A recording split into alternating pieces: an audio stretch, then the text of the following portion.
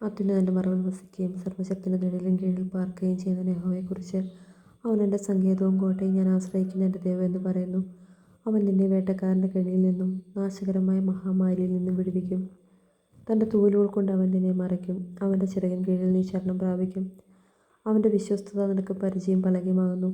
രാത്രിയിലെ ഭയത്തെയും പകൽ പറക്കുന്ന അസ്ത്രത്തെയും ഇരുട്ടിൽ സഞ്ചരിക്കുന്ന മഹാമാരിയെയും ഉച്ചയ്ക്ക് നശിപ്പിക്കുന്ന സംഹാരത്തെ നിനക്ക് പേടിക്കുവാനില്ല. നിന്റെ വശത്ത് 1000 പേരും നിന്റെ വലത്തുവശത്ത് 10,000 പേരും വീഴും, എങ്കിലും അത് നിന്നോട് അടുത്ത് വരികയില്ല. നിന്റെ കണ്ണുകൊണ്ട് തന്നെ നീ നോക്കി ദുഷ്ടന്മാർക്ക് വരുന്ന പ്രതിഫലം കാണും. യഹോവേ, നീ എൻ്റെ സങ്കേതമാകുന്നു. നീ അത്യുന്നതനെ നിന്റെ വാസസ്ഥലമാക്കിയിരിക്കുന്നു. ഒരനർത്ഥവും നിനക്ക് ഭവിക്കുകയില്ല, ഒരു ബാധയും നിന്റെ കൂടാരത്തിന് അടുക്കുകയില്ല.